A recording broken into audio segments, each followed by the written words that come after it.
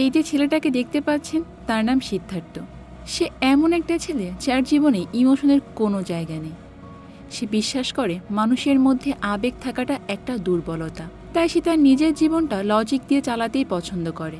Time to time খাবার, ঘুম আর sex, এটাই ছিল তার জীবনের মূল 3টে কাজ। কিন্তু হঠাৎ করে এই আবেগবিহীন ছেলেটার জীবনে কোত্থেকে জানি হুট করে আবেগ ফিরে আসে।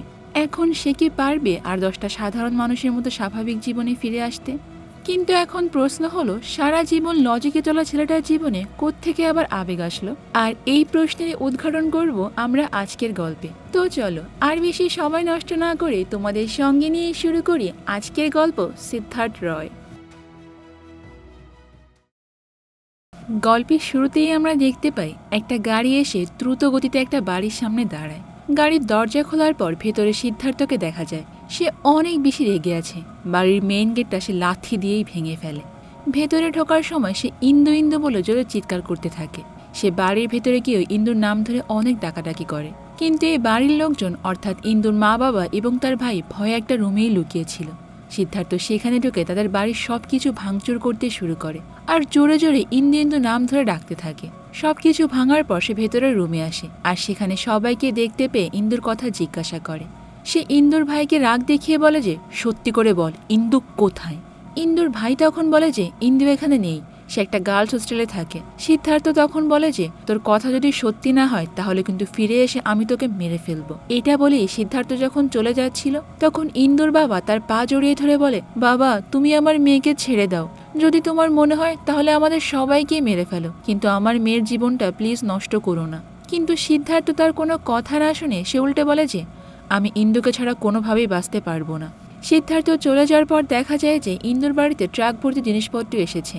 সিদ্ধার্থ এতক্ষণ যেসব জিনিসপত্র ভাঙচুর করেছিল সেগুলো আবার নতুন করে ডেকোরেশন করা হচ্ছে। দেখে বোঝার কোনো উপায় নাই যে একটু আগে এখানে ভাঙচুর হয়েছে। জিনিসপত্র ডেলিভারি করতে আসা একজনের কাছে ফোন আসলে সে জানায় যে 15 মিনিটের মধ্যে এখানে সবকিছুই ঠিক করে দেওয়া হয়েছে।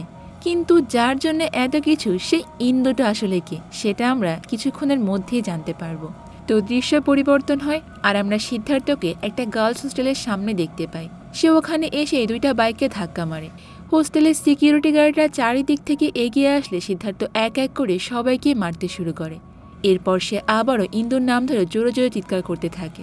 আর তারপরে আমরা ইন্দুকে দেখতে পাই। সে মাত্রই শাওয়ার নিয়ে বের হচ্ছিল আর তখন তার সামনে সিদ্ধার্থ আসে। সিদ্ধার্থ এখন তাকে এই অবস্থায় দেখে সরি বলে আর বলে যে তুমি জলদি কাপড় পরে নাও। কিন্তু ইন্দু বলে যে এত লজ্জা পাওয়ার কিছু নেই, তোমার সঙ্গে যে আমি কতবার ঘনিষ্ঠ হয়েছি আর এটা তো তেমন কিছুই না, তাই এত লজ্জা পাওয়ার কোনো কারণ নেই। এটা বলেই ইন্দু কাপড় পরতে শুরু করে। সিদ্ধার্থ তখন তার কাছে এসে বলে যে আমি তোমাকে ছাড়া কোনোভাবেই বাঁচতে পারবো না, প্লিজ তুমি আমার সঙ্গে এমনটা করো না, আমি সত্যি সত্যি তোমাকে অনেক বেশি ভালোবাসি, তাই আমাকে মাফ করে দাও আর আমার সঙ্গে বাড়িতে ফিরে চলো। কিন্তু এদিকে ইন্দু সিদ্ধার্থকে দেখে অনেক রেগে যায় আর বলে যে তুমি কি বুঝতে পারছো না আমি তোমাকে কি বলছি? আমি তোমাকে আমার লাইফে আর চাই না, আর তুমি কখনোই আর আমার সামনে আসবে না। তোমাকে আর কতবার আমি এক কথাগুলো বলবো, তোমার কি কখনোই লজ্জা হবে না? কিন্তু সিদ্ধার্থ তখন ইন্দুর কোনো কথাই শুনতে চাচ্ছিল না।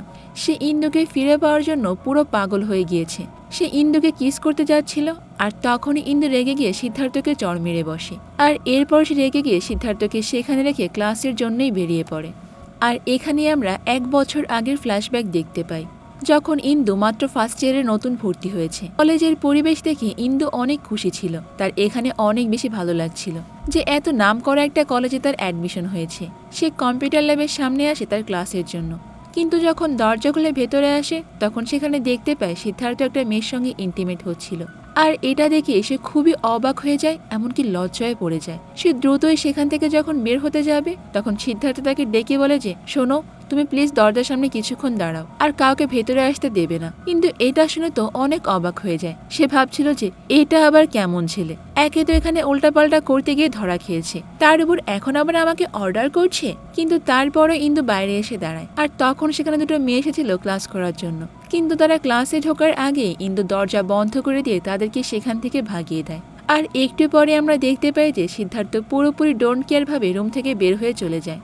এমনকি সে ইন্দুর দিকে একবার ফিরেও তাকায় না। আসলে সিদ্ধার্থ একটা পুরোপুরি ইমোশনলেস মানুষ, তার কোনো কিছুতেই কোনো আবেগ কাজ করে না।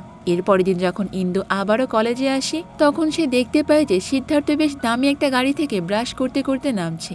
এটা দেখে সে আবারও অবাক হয় যে কলেজে এসে আবার কে ব্রাশ করে, কিন্তু আসলে সিদ্ধার্থের এইসব বিষয় নিয়ে কিছুই যায় আসে না। ইন্দু এর পর তার ক্লাসে চলে আসে, আর টিচার যখন পড়াচ্ছিল তখন দুইজন ছেলে লেট করে ক্লাসে আসে। টিচার তাদেরকে ঢুকতে দেয় না, কিন্তু একটু পর যখন সিদ্ধার্থ সেখানে আসে সে কাউকে কিছু জিজ্ঞাসা না করে ক্লাসে ঢুকে বসে পড়ে। আবার কিছুক্ষণ পর ক্লাস থেকে উঠেও চলে যায়, কিন্তু তাকে টিচার কিছুই বলে না। ইন্দু এই সবকিছু দেখছিল আর ভাবছিল যে এই সাইকো টাইপের ছেলেটা আবার কে, আর সবাই এমন ভাবে আচরণ করছিল যেন ছেলেটা এখানে আর নেই। আর এরপর থেকে ইন্দু কলেজে আসলে সব সময় সিদ্ধার্থকে ফলো করে, সে কোথায় যায় কি করে এই সব কিছু এসে ফলো করতে থাকে। ইন্দু দেখে যে দিনের বেশিরভাগ সময় সিদ্ধার্থ বই নিয়েই পড়াশোনা করে। তো যাই হোক, পরের দিন ক্লাসে দেখা যায় যে সিদ্ধার্থ প্রতিদিনের মতো আজকেও দেরি করে ক্লাসে ঢোকে। আর কিছুক্ষণ পর সে আবারও যখন ক্লাস থেকে বের হতে যাচ্ছিল তখন টিচার তাকে জিজ্ঞাসা করে যে তোমার সব পড়া শেষ হয়ে গিয়েছে? তখন সিদ্ধার্থ জানায় হ্যাঁ হয়ে গিয়েছে। টিচার তখন সিদ্ধার্থকে বেশ কিছু প্রশ্ন করে, আর সিদ্ধার্থ সব প্রশ্নের একদম সঠিক উত্তর দেয়। আর এটা দেখে তো ইন্দু রীতিমতো অবাক যে মাত্র এইটুকু সময়ের মধ্যে সে পুরো লেকচারটাই বুঝে গেল। কিভাবে পারলো সে এটা? আর তখন ইন্দু বুঝতে পারে যে সিদ্ধার্থের মধ্যে আবেগ না থাকলেও সে অনেক বেশি ইন্টেলিজেন্ট একটা ছেলে। আর এরপর গল্প আবারও বর্তমানে ফিরে আসে, যেখানে একজন পুলিশ অফিসার সিদ্ধার্থের মায়ের সঙ্গে কথা বলছিল। এই পুলিশ অফিসার আবার সিদ্ধার্থের বাবার ক্লাসমেট ছিল, তাই সেই পূর্ব পরিচিতির কারণে সিদ্ধার্থের মাকে জানায় যে আপনার ছেলে গার্লস হোস্টেলে ঢুকে ভাঙচুর করেছে এবং মারামারিও করেছে, কিন্তু আমি তাকে থানায় না গিয়ে বাড়িতে নিয়ে এসেছি। এটার জন্য ওর নামে কেসও হতে পারত, কিন্তু আমি সবকিছুই সামলে নিয়েছি। আর তখন সে সিদ্ধার্থের মায়ের কাছে জানতে চায় যে সে কেন এমন ব্যবহার করে। আর এখানেই আমরা জানতে পারি যে সিদ্ধার্থের ইমোশনলেস হওয়ার পেছনের আসল কাহিনী। সিদ্ধার্থের মা বলতে শুরু করে যে আমাদের বিয়ের 10 বছর পরে কোলজোড়ে সিদ্ধার্থ আসে, কিন্তু সিদ্ধার্থের বাবা সবসময় প্রচুর পরিমাণে বই পড়তে ভালোবাসত। সিদ্ধার্থ যখন ছোট ছিল তখন সে এক হাতে সিদ্ধার্থকে নিয়ে অন্য হাতে সবসময় বই পড়ত, আর সিদ্ধার্থ বেশিরভাগ সময় তার বাবার সঙ্গেই থাকত। আর এইভাবেই বই পড়াটা তারও নেশা হয়ে গিয়েছে। এমনকি তার মাও যখন তাকে বাইরে খেলতে পাঠাতো সিদ্ধার্থ বাড়ি ফিরে এসে আবারও বই নিয়ে এসে পড়তো। আর এভাবে এসে অনেক বেশি বই পড়ার কারণে আস্তে আস্তে তার মধ্যে থেকে ইমোশন কমে যেতে শুরু করে, আর সে অনেক বেশি লজিক্যালভাবে কথাবার্তা বলতে থাকে। এমনকি একদিন যখন তার দাদা মারা যায় সিদ্ধার্থ তার বাবার সামনে এসে বলে, বাবা, যে পৃথিবীতে জন্মগ্রহণ করেছে তার একদিন মারা যেতেই হবে, তাই কেউ মারা গেলে শুধু শুধু তার জন্য মন খারাপ করে কান্নাকাটি করার কোনো মানে হয় না। এটা বলে এসে সেখান থেকে চলে যায়। আর সেই দিন থেকে সিদ্ধার্থের বাবাও চিন্তায় পড়ে যায় যে এতটুকু একটা ছেলে কিভাবে এত কঠিন কথা বলতে পারে। এরপর আরো বড় হয়ে যাওয়ার পর একদিন যখন সিদ্ধার্থ তার মায়ের সঙ্গে বসেছিল সে তার মাকে বলে যে তার অনেক ক্ষুধা লেগেছে। তার মা বলে যে আমি এক্ষুনি তোমার জন্য খাবার নিয়ে আসছি, কিন্তু সিদ্ধার্থ সেই দিন খাবারের জন্য অপেক্ষা না করে সেখানে থাকা গাছের পাতা খেতেই শুরু করে। এটা দেখে তো তার মাও বেশ অবাক হয়ে যায়। এরপর একদিন রাতে সিদ্ধার্থকে কোথাও খুঁজে পাওয়া যাচ্ছিল না, তখন তারা সিদ্ধার্থকে খুঁজতে খুঁজতে একটা মন্দিরের সামনে এসে দেখতে পায় যে সিদ্ধার্থ রাস্তায় শুয়ে আছে। আর এখান থেকেই বোঝা যায় যে তার যখনই ঘুম আসে সে যেখানে ইচ্ছা সেখানেই ঘুমিয়ে পড়ে। আর তখন সে কোথায় ঘুমাচ্ছে সেটা কোনো বড় বিষয়ই না। এরপর দৃশ্য আবারও বর্তমানে ফিরে আসে, আর আমরা দেখতে পাই যে সিদ্ধার্থর জ্ঞান ফিরেছে। সে আবারও ইন্দু ইন্দু বলে চিৎকার করতে করতে বাড়ি থেকে বের হয়ে যায়। আর তখন সে সিগারেট খাওয়ার জন্য একটা মেয়ের কাছে গিয়ে লাইটার চায়, কিন্তু মেয়েটা এটা শুনে অনেক রাগ করে আর সিদ্ধার্থকে বেশ কথা শুনিয়ে চলে যায়। আর তখন আমরা সেখানে রাধা নামের একটা মেয়েকে আসতে দেখি, আর সেই সিদ্ধার্থকে লাইটার দেয় সিগারেটটা জ্বালানোর জন্য। আসলে রাধা ছিল সিদ্ধার্থের কাজিন।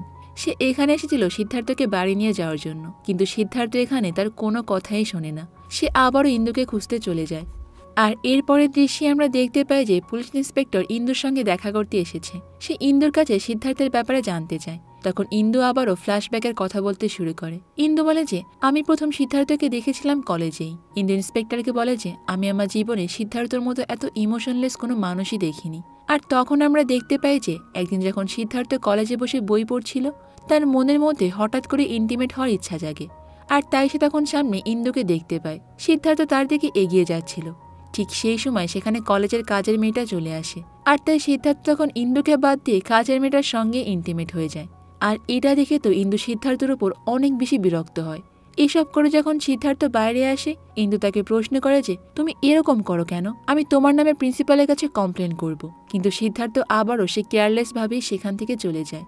আর তখন সেখানে অন্য একটা মেয়ে এসে ইন্দুকে বলে যে সিদ্ধার্থ আমাদের সবার মতো না, তার মধ্যে আবেগ অনুভূতি বলতে কিছুই নেই। আর তুমি কার কাছেই বা কমপ্লেন করবে, কারণ এই কলেজটা তো সিদ্ধার্থের, তার পরিবারই হলো এই কলেজের মালিক। আর এখানে আমরা আরও একটা ঘটনা জানতে পারি, সিদ্ধার্থ জীবনে প্রথমবার তার কাজিন রাধার সঙ্গে ইন্টিমেট হয়েছিল। আসলে একদিন সিদ্ধার্থ কামাসূত্রের বই পড়ছিল, আর সেখান থেকে এসে জানতে পারে যে শরীরচর্চা নাকি উপকারী, এতে ডিপ্রেশন দূর হয় আর কাজেও ফোকাস বাড়ে। সেই দিন তাদের বাড়িতে কেউ ছিল না, তাই সিদ্ধার্থ কেউ শুধু তার কাজিন রাধাকে বলে তার সঙ্গে ইন্টিমেট হতে, আর রাধাও সেদিন রাজি হয়ে যায়। এর পরের দৃশ্য আবারও বর্তমানে ফিরে আসে, সিদ্ধার্থ আবারও হোস্টেলের সামনে চলে এসেছে। আর সেখানে ইন্দুর ভাই কিছু ছেলে মেয়েদেরকে নিয়ে সিদ্ধার্থকে অনেক মেরে আহত করে দেয়, আর সিদ্ধার্থ মার খেয়ে তো রাস্তায় পড়ে থাকে। তখন রাধা সেখানে আসে, আর সিদ্ধার্থকে এমন অবস্থায় দেখে রাধা তো অনেক কান্নাকাটি করে। এরপর আবার আমরা ইন্সপেক্টর আর ইন্দুকে দেখতে পাই। সেখানে ইন্সপেক্টর ইন্দুকে প্রশ্ন করছিল, সিদ্ধার্থ যদি আবেগহীন হয়ে থাকে তাহলে তোমাকে কিভাবে এতটা ভালোবাসলো? তখন ইন্দু বলে যে যখন তারা কলেজে ছিল তখন একটা কম্পিটিশন হয়েছিল, আর এই কম্পিটিশনে কলেজের সব থেকে ট্যালেন্টেড ছেলে মেয়েদেরকে খুঁজে বের করা হতো। আর গত ৩ বছর ধরে এই কম্পিটিশনে সিদ্ধার্থই ছিল উইনার, কিন্তু এইবার এই কম্পিটিশনের রেজাল্টে দেখা যায় যে সিদ্ধার্থ আর ইন্দুর নাম্বার পুরোপুরি একই এসেছে। তাই জাজরা ঠিক করে যে এই কম্পিটিশনের উইনারকে সেটা ঠিক করার জন্য তারা দুজন জীবনের উপর একটা স্পিচ দেবে, আর যার স্পিচ সব থেকে ভালো হবে সেই ফাইনালে উইনার হবে। প্রথম স্পিচটা সিদ্ধার্থই দেয়। সে বলে যে জীবন হলো একটা জার্নি, এটা যেমন শুরু আছে তেমনি একদিন শেষও হয়ে যাবে, তাই জীবনে কোনো সময় নষ্ট করা উচিত নয়, সবার নিজের নিজের কাজগুলো ঠিক সময় করে ফেলা উচিত। তার মানে সিদ্ধার্থ এখানে বোঝানোর চেষ্টা করছিল যে পুরো লাইফে আমাদের লজিক দিয়ে চলা উচিত, কিন্তু অন্যদিকে ইন্দু তার পুরোটাই উল্টো বলে। ইন্দু বলে যে জীবন আমাদের একটাই সুযোগ দেয়, তাই আমাদের সব সময় সবার সাথে মিল রেখেই চলা উচিত, সবাইকে সঙ্গে নিয়ে সামনের দিকে এগিয়ে যাওয়া উচিত, যাতে আমাদের জীবনটা অনেক সুন্দর আর সুখের হতে পারে। তার এই কথাগুলো শুনে বিচারক সহ সেখানে থাকা সবাই হাততালি দিয়ে ওঠে। আর এখানেই প্রথমবার সিদ্ধার্থ কারো কাছে কম্পিটিশনে হেরে গিয়েছিল, কিন্তু এরপরে সিদ্ধার্থ আরও বেশি শখ খায় যখন সে জানতে পারে যে এই বছর তাদের কলেজের টপারও হয়েছিল ইন্দু। সে কোনোভাবেই মানতে পারছিল না যে সে কারো কাছে হেরে গিয়েছে, তাই সিদ্ধার্থ রেগে গিয়ে ইন্দুকে বলে যে এত খুশি হওয়ার কিছু নেই, মাত্র একবারই তো তুমি জিতেছ, আর তাও আবার ভাগ্যের জোরে। কিন্তু তখন ইন্দু বলে যে আমি একবার জিতেছি তাতেই আমি অনেক খুশি, অন্তত আমি তোমার মতো জীবন্ত লাশ তো আর নই। আর এইসব কথা শুনে সিদ্ধার্থর ইগোতে অনেক আঘাত লাগে। সে রাগ করে দ্রুত বাড়িতে ফিরে আসে, আর বাড়িতে ফিরে ইন্টিমেট হওয়ার জন্য সে তার বাড়ির কাজের মেয়েকে রুমে নিয়ে আসে। আর তখন সেখানে তার মা চলে আসে, আর এটা দেখে তো সিদ্ধার্থ অনেক লজ্জায় পড়ে যায় আর মাথা নিচে নামিয়ে ফেলে। সে বুঝতে পারে যে সে যা কিছু করছে তা সবই ভুল, তাই সে তখন রাস্তায় বেরিয়ে আসে। আর রাস্তায় ঘুরতে ঘুরতে তার অনেক বেশি ক্ষুধা লেগে যায়, কিন্তু প্রথমবারের মতো সে এবার আর গাছের পাতা খায় না। সে একটা দোকানে গিয়ে কিছু খাবার চায়, কিন্তু তার কাছে টাকা না থাকার কারণে সে খাবারও পায় না। তখন সে দেখতে পায় যে পাশে ডাস্টবিন থেকে দুজন পাগল খাবার উঠিয়ে খাচ্ছে, তাই সে দ্রুত সেখানে এসে তাদের খাবার নিয়ে দৌড় দেয়। আর সেই দিন সিদ্ধার্থ বুঝতে পারে যে জীবনে খাবারের ঠিক কতটা গুরুত্ব রয়েছে। এরপর রাতে ঘুম আসলে সিদ্ধার্থ সেখানেই শুয়ে পড়ে, কিন্তু তার আর ঘুম আসছিল না, তাই সে বুঝতে পারে যে ঘুমানোর জন্য বাড়ি আর বিছানা ঠিক কতটা দরকার। আর তখন সিদ্ধার্থর সামনে একজন বাবা আসে। সে সিদ্ধার্থকে বলে যে তুমি আজ পর্যন্ত শুধুমাত্র লজিক দিয়েই চলেছ, আর তাই নিজের জীবনকে এবার একটু আবেগ দিয়ে পরিচালনা করো। তুমি মানুষকে যত বেশি ভালোবাসবে তারাও তোমাকে ঠিক ততটাই ভালোবাসবে। আর এরপর থেকে সিদ্ধার্থর মধ্যে আস্তে আস্তে আবেগ চলে আসে, সেও আর 5টা নর্মাল মানুষের মতো ফিল করতে শুরু করে। সেদিন রাতে সে বাড়িতে ফিরে এসেই ঘুমায়। পরের দিন সকালে ঘুম থেকে উঠে দেখা যায় যে সিদ্ধার্থ তার সম্পূর্ণ লুকই পাল্টে ফেলেছে, এমনকি পরিবারের সবার সঙ্গে হাসি মুখেই কথা বলছিল। তার পুরো পরিবার সিদ্ধার্থর এমন পরিবর্তন দেখে তো অনেক খুশি হয়ে যায়। আর কলেজে আসার পর সিদ্ধার্থর এই নতুন রূপ দেখে তো ইন্দু অনেক ইমপ্রেস হয়ে যায়। ধীরে ধীরে সিদ্ধার্থ ইন্দুকে অনেক পছন্দ করতে শুরু করে। একদিন বৃষ্টির মধ্যে সিদ্ধার্থ ইন্দুকে প্রপোজ করে দেয়। সিদ্ধার্থ ইন্দুকে তার কাজিন রাধার সঙ্গে পরিচয় করিয়ে দেয়। রাধা ইন্দুকে বলে যে সিদ্ধার্থ কিন্তু মনের দিক থেকে অনেক ভালো ছেলে, তুমি ওকে অনেক ভালো রেখো। আর তারপর থেকে ইন্দু আর সিদ্ধার্থ সবসময় একসঙ্গেই থাকতে শুরু করে। তারা একসাথে অনেক ভালো সময় কাটায়। একদিন বাড়ি এসে সিদ্ধার্থ ইন্দুর কথা তার পুরো পরিবারকে বলে দেয়। সিদ্ধার্থর বাবা তখন তাকে বলে যে ইন্দু অনেক ভালো একটা মেয়ে, আমি চাই তোমরা দুজন জীবনে অনেক সুখে থাকো। আর তারপর থেকে ইন্দুর প্রতি সিদ্ধার্থর ভালোবাসা যেন আরও বেড়ে যায়। তারা সময় পেলেই একে অপরের সঙ্গে ঘনিষ্ঠ হতে শুরু করে। কিন্তু সিদ্ধার্থ ধীরে ধীরে ইন্দুর প্রতি অনেক বেশি পজিটিভ হয়ে যেতে শুরু করে। সিদ্ধার্থ সবসময় তার সঙ্গে কথা বলতে থাকে, তার ব্যাপারেই ভাবতে শুরু করে। আর এইসব কিছু ইন্দুর পড়াশোনায় বেশ ক্ষতি করছিল। পরের মাসে ইন্দুর সিভিল সার্ভিসের এক্সাম ছিল, আর এই কারণে ইন্দু সিদ্ধার্থকে বলে যে দেখো সিদ্ধার্থ, আমার আগামী মাসে পরীক্ষা রয়েছে, আর আমি এখন পড়াশোনাতে ফোকাস করতে চাই, তাই তুমি কিছুদিন আমার থেকে একটু দূরে থাকো। কিন্তু সিদ্ধার্থ ইন্দুর কোনো কথাই শুনতে চায় না। সে ইন্দুর বাড়ি চলে আসে আর ইন্দুকে বলে যে তুমি পড়াশোনা করো, আমি তোমাকে কোনোভাবেই ডিস্টার্ব করবো না। এটা বলে এসে বাইরে গিয়ে ইন্দুর দিকে তাকিয়ে থাকে। কিন্তু সিদ্ধার্থ এত কাছাকাছি থাকার কারণে ইন্দু ঠিকমতো পড়াশোনায় মন দিতে পারে না। সেও তখন পড়া বাদ দিয়ে সিদ্ধার্থর সঙ্গে একসঙ্গে সময় কাটাতে থাকে। একদিন সিদ্ধার্থ যখন বাড়িতে ছিল তখন তার মা বলে যে তুমি আমাদেরকে ইন্দুর সঙ্গে কবে দেখা করাচ্ছ? তখন সিদ্ধার্থ এটা শুনে বলে যে অন্য কোনো দিন কেন, চলো তোমাদের আমি আজকে দেখা করাতে নিয়ে যাচ্ছি। এরপর সে গাড়িতে করে তাদেরকে ইন্দুর বাড়িতে নিয়ে আসে। কিন্তু এখানে আসার পর দেখা যায় যে ইন্দুর বাড়িতে তালা দেওয়া। তখন সে ভাবে যে ইন্দু হয়তো তার কাজিনের বাড়িতে গিয়েছে বিয়ের জন্য, তাই তখন সে তার কাজিনের বাড়িতে গিয়ে রওনা দেয়। যাওয়ার সময় এক্সাইটমেন্টে তার গাড়ির গতি অনেক বেশি ছিল। এটা দেখে তার মা বাবা বুঝতে পারছিল যে সিদ্ধার্থ ইন্দুকে ঠিক কী পরিমাণ ভালোবেসে ফেলেছে। তো এরপর যখন তারা সেই বিয়ে বাড়িতে এসে পৌঁছায়, কিন্তু সেখানে ইন্দুকে কোথাও খুঁজে পাওয়া যায় না। তাই সিদ্ধার্থর বাবা তখন বলে যে হতে পারে ইন্দু অন্য কোনো জরুরি কাজে গিয়েছে, আমরা অন্য কোনো একদিন আসবো তার সঙ্গে দেখা করতে। এখন চলো আমরা বাড়ি ফিরে যাই। আর তোমারও নিজের ইমোশনকে একটু কন্ট্রোল করা শেখা উচিত। এটা শুনে তো সিদ্ধার্থ মন খারাপ করে বাড়িতে ফিরে আসে। এরপর আমরা দেখতে পাই যে সিদ্ধার্থের মা বাবা একটা ডাক্তারের সঙ্গে কথা বলছে। তখন ডাক্তার তাদেরকে বলে যে সিদ্ধার্থের নতুন নতুন আবেগপ্রবণ হওয়ার কারণে সে এখন তার ইমোশনগুলোকে কন্ট্রোল করতে পারছে না। এটার জন্য অবশ্যই তাকে কোনো শান্ত পরিবেশে গিয়ে নিজের ইমোশন কন্ট্রোল করতে শিখতে হবে, তা না হলে জীবনে সে কিন্তু অনেক বড় ভুল করে ফেলবে। আর এরপরে দৃশ্য পরিবর্তন হলে আমরা দেখতে পাই যে ইন্দু সিদ্ধার্থকে নিয়ে একটা নিরিবিলি পরিবেশে এসেছে। আর সেখানে তারা দুজন মেডিটেশন এবং ইয়োগা করছে। ইন্দু সিদ্ধার্থকে সাহায্য করছিল তার ইমোশনকে কন্ট্রোল করতে। আর এখানে তারা দুজন একে অপরকে বোঝানোর চেষ্টা করছিল। কয়েকদিন পরই হঠাৎ করে ইন্দুর মা তাকে ফোন করে বলে যে পরের দিন তার সিভিল সার্ভিসের পরীক্ষা, তাই সে যেন দ্রুত বাড়িতে চলে আসে। এটা শুনে ইন্দু আর সিদ্ধার্থ সেই রাতেই শহরে ফিরে আসছিল। কিন্তু আসার সময় একটা বখাটে ছেলে তাদের গাড়ির পাশে এসে ইন্দুকে বাজেভাবে ইঙ্গিত দিয়ে নানান ধরনের কথা বলছিল। এটা দেখে তো সিদ্ধার্থর অনেক রাগ হয়ে যায়, তাই সে তাদের গাড়ি দিয়ে ওই বাইকে ধাক্কা মারে। কিন্তু যেহেতু তাদের গাড়িতেও ধাক্কা লেগেছিল তাই গাড়িটা ড্যামেজ হয়ে যায়। আর কিছুদূর আসার পর সেটা বন্ধ হয়ে যায়। তারা ভেবে পাচ্ছিল না যে তারা কিভাবে ফিরে আসবে। আর তখনই সেই লোকটাকে, মানে তারা যাকে রাস্তায় ধাক্কা মেরেছিল, সেই লোকেরা এসে সিদ্ধার্থের উপর হামলা করতে শুরু করে। এতে সিদ্ধার্থর তো আবারও মাথা গরম হয়ে যায়। সে এক এক করে সবাইকে মারতে শুরু করে। কিন্তু তারা অনেকজন থাকার কারণে সেখানে একজন ইন্দুর সম্মান নষ্ট করার চেষ্টা করে। কিন্তু সিদ্ধার্থ তো অনেক বেশি রেগেছিল, সে অন্য কোনো কিছুই খেয়াল করছিল না। যদিও কিছুক্ষণের মধ্যে সেখানে পুলিশ চলে আসায় ইন্দু এবারের মতো বেঁচে যায়। কিন্তু মারামারির জন্য পুলিশ তাদের দুজনকে ধরে নিয়ে থানায় আটকে রাখে। আর এরপরের দিন থানায় থাকার কারণে ইন্দু তার সিভিল সার্ভিসের এক্সামটা দিতে পারে না। এরপর যখন তারা থানা থেকে ছাড়া পায়, ইন্দু সোজা বাইরে এসে কাঁদতে শুরু করে। সিদ্ধার্থ তাকে বারবার থামায়, এমনকি সরিও বলে। কিন্তু ইন্দু সেখানে সিদ্ধার্থকে একটা চড় মারে। আর সে সিদ্ধার্থকে বলে যে তুমি কোনোদিনও ঠিক হতে পারবে না, তোমাকে আমি বারবার বলেছিলাম তাড়াতাড়ি বাড়ি চলো, কিন্তু তুমি আবারও নিজের ইমোশন কন্ট্রোল করতে না পেরে বাইকে থাকা লোকটাকে ধাক্কা দিলে।